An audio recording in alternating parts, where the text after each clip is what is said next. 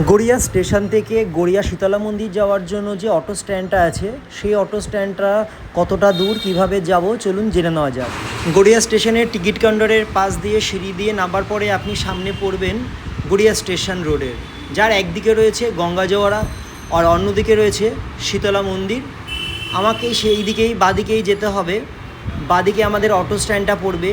এই অটো স্ট্যান্ডটা যেখানে শেষ হচ্ছে শীতলা মন্দির, এর মাঝখানে আমরা দুটো মেট্রো স্টেশন পাবো। একটা শহীদ ক্ষুদিরাম মেট্রো স্টেশন আর একটা হলো কবি নজরুল মেট্রো স্টেশন। কবি নজরুল মেট্রো স্টেশনটাই শীতলা মন্দির স্টপেজের পাশে। তাছাড়া এই রোড দিয়ে যেতে যেতে আপনার নফরচন্দ্র স্কুল পড়বে, বালিয়া এক ছোটো বটতলা বড় বটতলা পড়বে, গড়াগাছা পড়বে, তারপরে বাইপাস পড়বে, তারপর ক্ষুদিরাম মেট্রো স্টেশন, তারপর পড়বে রেমেডি হাসপাতাল পড়বে, তারপর আপনি চলে গেলে ফরতাবাদ মোড় পড়বে, হরিমতি স্কুল পড়বে, বরদপ্রসাদ হাই স্কুল পড়বে, তারপরে গিয়ে আপনি পৌঁছাবেন শীতলা মন্দিরে। এটা কিন্তু একটাই লাইন গড়িয়া স্টেশন থেকে শীতলা মন্দির, আর কোথাকার অটো এখান থেকে যায় না, একটাই লাইন এখানে।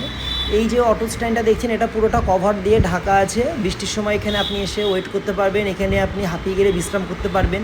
এর ভেতরে মাঝে মাঝে ফ্যানও লাগানো আছে। সুন্দর একটা অটো স্ট্যান্ড, বহু ইম্পর্টেন্ট একটা আমাদের গড়িয়া স্টেশনে এটা কিন্তু অটো স্ট্যান্ড। এই অটো স্ট্যান্ডে কিন্তু আপনি অনেক রাত অবধি অটো পেয়ে যাবেন এবং অনেক ভোর থেকে আপনি অটো পেয়ে যাবেন।